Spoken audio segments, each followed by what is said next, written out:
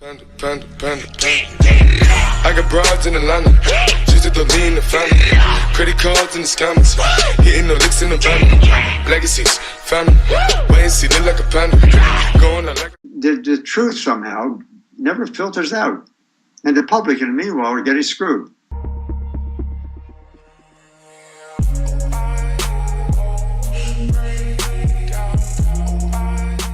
Hey friends, this is Jeff Morgan.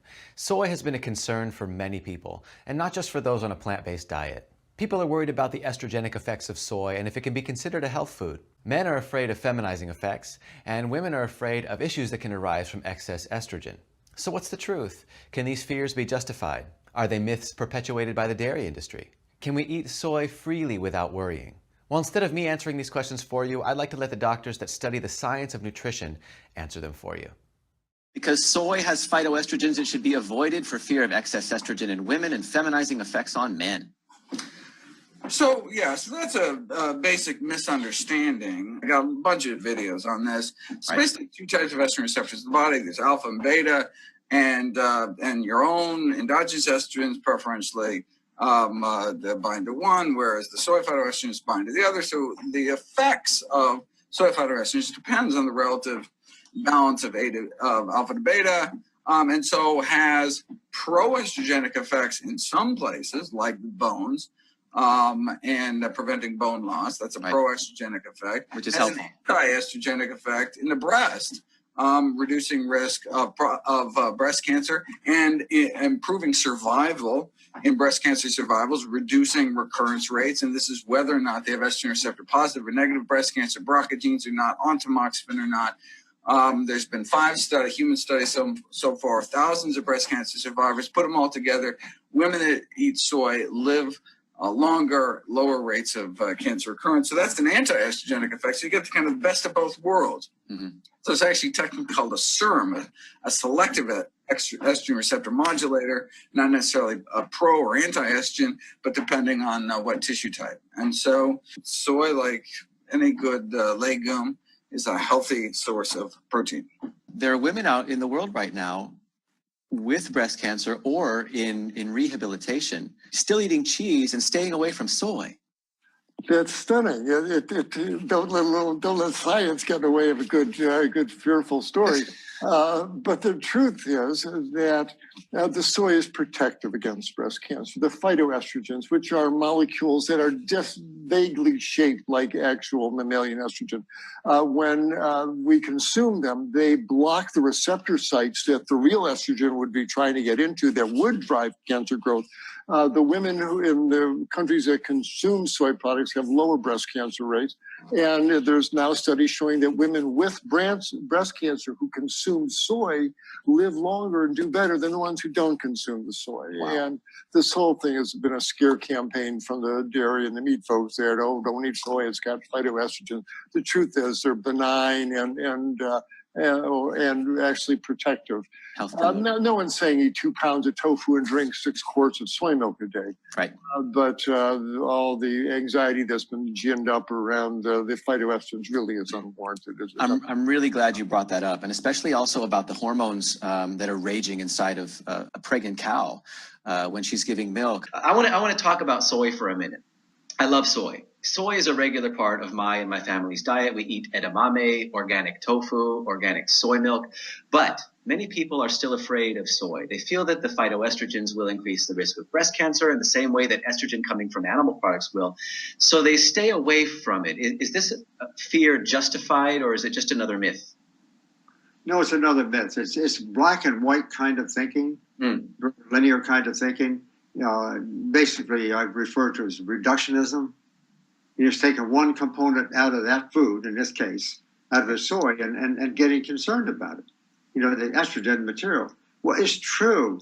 Soybeans and other legumes, they've got compounds in there that are estrogen-like, and they tend to have estrogen-like properties when they're studied in isolation.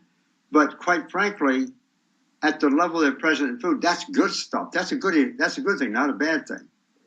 Because the estrogenic material in the plants at the level we tend to consume them as, what they do, they tend to act as anti-estrogens when compared with the mammalian estrogens. We course, women, for the most part, women are producing lots of estrogens, mammalian estrogen, if you will. And when that's in excess, that's associated with breast cancer and uterine cancer and so forth. And so the soybean is helpful because the level of that kind of estrogen is basically antagonistic to the estrogens that are being overly produced.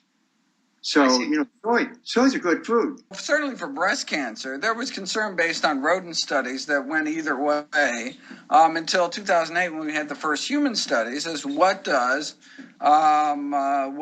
soy do in terms of estrogen receptor positive breast cancer that responds to estrogen.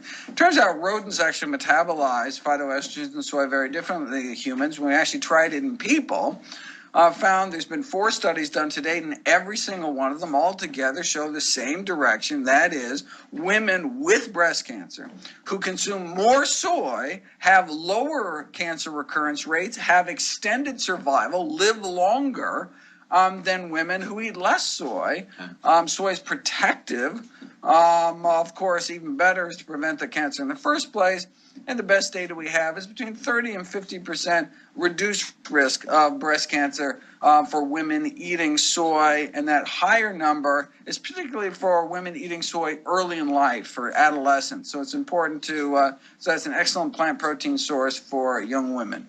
And what happened historically, once again, I like to draw on history. I'm old enough to be history.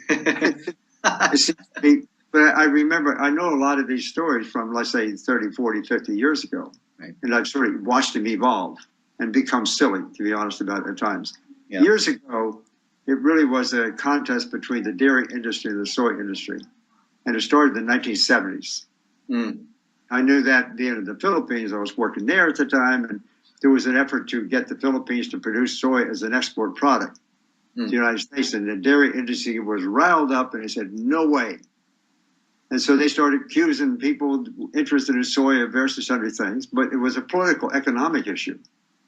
Finally, in the 1980s, at that time, there was another attempt to get soy into school lunch programs, for example, in the United States. And again, the dairy industry got on their high horse and said, no way. And there was a tremendous kickback against the soy industry. And that's where that idea rose from. It really did. Yeah. Yeah. So finally, then the soy, they got pretty well grounded. They became an industry. They could sort of take care of their own affairs. They've become quite substantial. And now the stuff that gets to the news is kind of it's a battle between the words of the soy people and the dairy. And it's like watching a tennis match, and the truth somehow never filters out. And the public, in the meanwhile, are getting screwed. In our last interview, we discussed soy with regards to women and breast cancer. But I want to talk this time about men, manly men, about man boobs, or in scientific terms, gynecomastia. Does soy have a feminizing effect on men and lower libido? Well, I mean, if it were true, I'd have double D's by now and be avoiding my wife. But the opposite is the case. I mean, clear things up for the men out there. So, there are 2 case reports in the medical literature of feminizing effects of soy consumption. They were at massive amounts of soy. Here, I was just looking at those. I'm doing a series of videos on soy. And so it's probably the best review is in a journal called Fertility and Sterility. The title is Soybean Exposure Does Not Have Feminizing Effects on Men. But that's in general. But look, you can't overdo it. There's 2 papers. Trying to look at the quantity here. In fact, in this volume, I have some videos coming up on the phytoestrogens in beer. Actually, the hops have very powerful phytoestrogens, more so than soy, because I just want to get a sense of how much. There we go. How much soy these men were eating. Yeah, 2 case reports, feminizing effects, 14 to 20 servings of soy a day, soy foods a day. So 14 to 20 servings of soy food a day is not a good idea, but at reasonable doses, even higher than the 1 or 2 servings a day you see in populations like Japanese, they do not have feminizing effects. So let me see, 20 servings. So that's like 5. If you ate 5 liters, so over a gallon of soy milk a day, for example, wow, that could have feminizing effects. So it's the dose that makes the poison. but at typical doses, no feminizing effects, and actually beneficial effects like reducing risk of prostate cancer, etc. I do a lot of training and fitness, and a lot of my videos are fitness based, and I get a lot of comments on mostly from men in fear, because my diet's pretty heavy on soy. I love edamame and tofu and tempeh. I eat those things regularly, and they've been very essential and helpful in my athletic endeavors. And a lot of men are fearful of that due to their thoughts of feminizing effects. I mean, if they're really concerned about phytoestrogens, they should watch my video on beer. So hops actually has a more powerful phytoestrogen than soy. So beer is actually more estrogenic. But you don't see guys saying, "Oh my God, don't drink beer; you'll get feminizing." I mean, right, and dairy as well. Well, I hope this answered some of your questions and even put you at ease. I myself am a big proponent of soy and have found it very beneficial, not just for my overall health, but for my bodybuilding efforts as well. Its amino acid profile ranks up there with meat, but without all those harmful extras that meat comes with, such as cholesterol, environmental toxins, bacteria, saturated animal fat, and mammalian hormones. Look, it's not my goal here to get you to eat soy. My goal is to help people feel more comfortable about this nutritious plant food and get the opinions, perspective, and advice from reputable and respected doctors who work tirelessly to promote health and save lives. Now, if you're one of those people that are sensitive to soy, then it's no issue.